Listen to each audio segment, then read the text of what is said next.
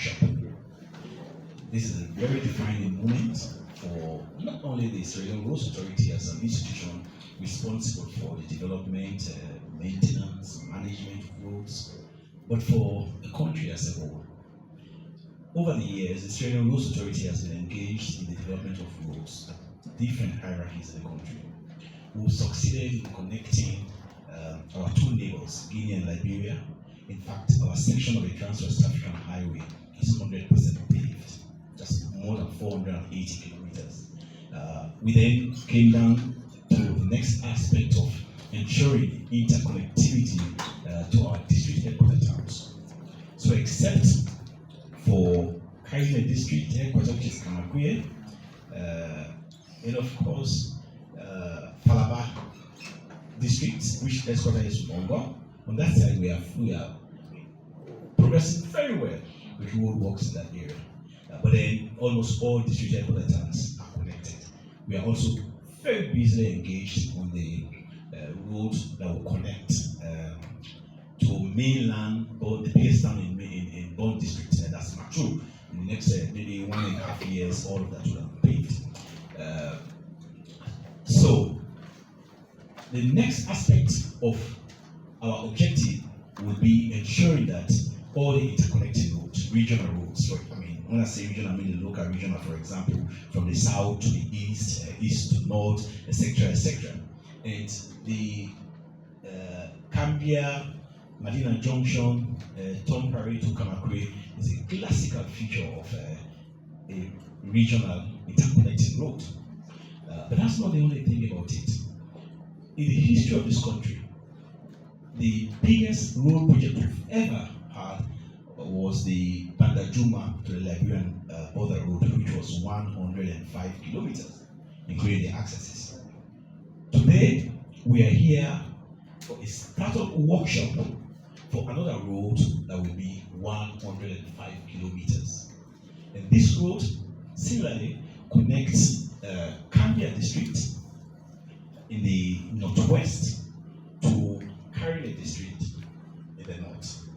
So we should all be joyful that we are having such a workshop, and of course in anticipation of such a development program in this country.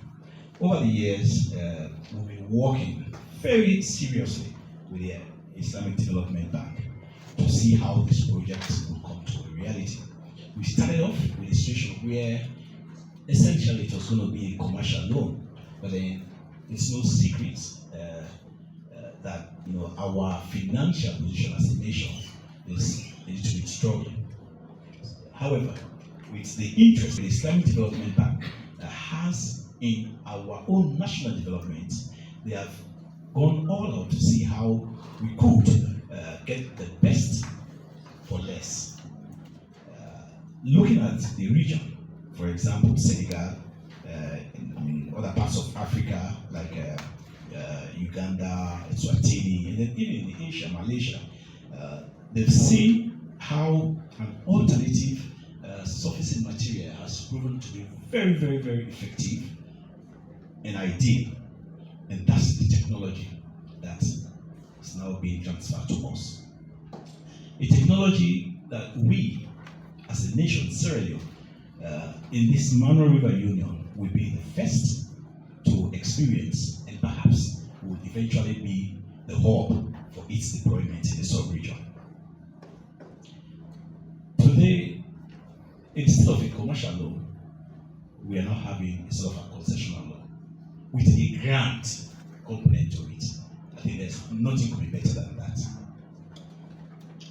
The road then, like I said earlier on, will be a 105 kilometers road.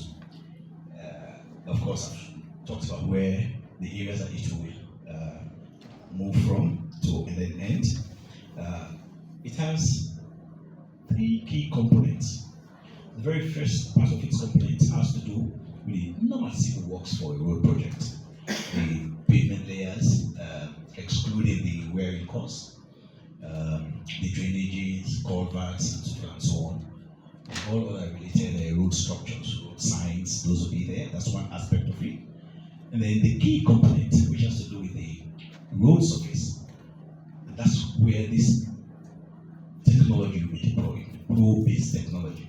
In the course of this workshop, you will get a real feel of what it is. And then, of course, there are some I would normally call accompanying measures where schools, health centers, boreholes, markets, etc., etc. Because the SLRA, in as much as we pay premium to roads, we think when roads are passed, it must pass with some amount of community development. So to enhance that development, we would ensure that some facilities are provided along the corridor of the road. And those are facilities I've just mentioned.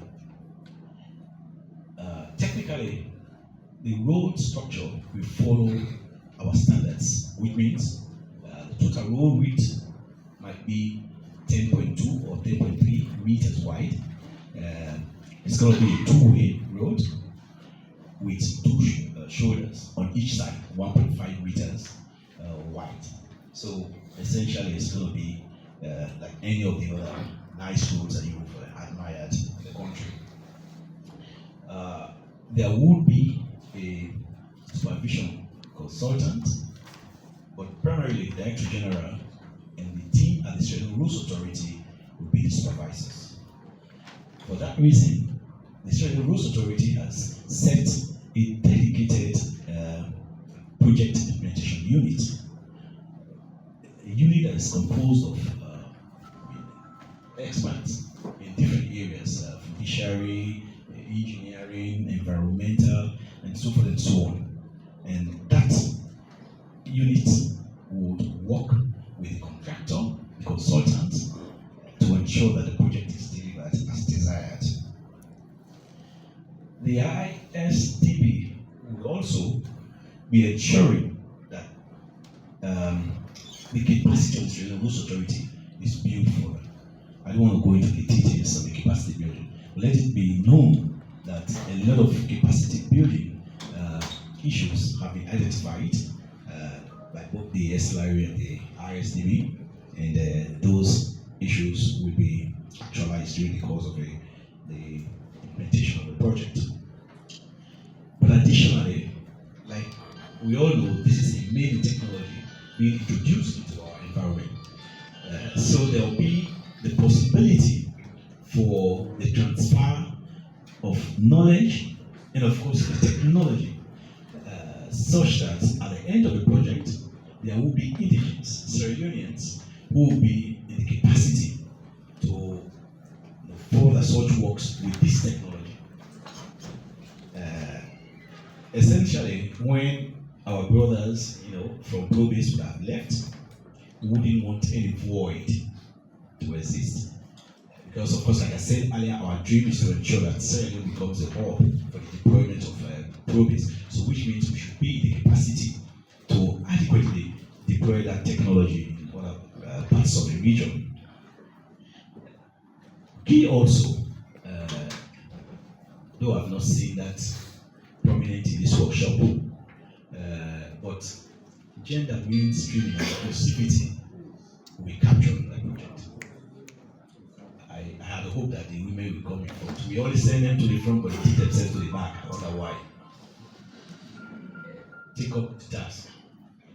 Anyway, so gender mainstreaming and inclusivity will be a key component that will be looked into in doing the execution of that project. The rest of the workshop will go into the details of some of these highlights that I've made. So as we progress with the workshop, there is every possibility that whatever I've said here will be expanded upon. I would like to again thank you all for coming and wish you a very wonderful workshop. Thank you.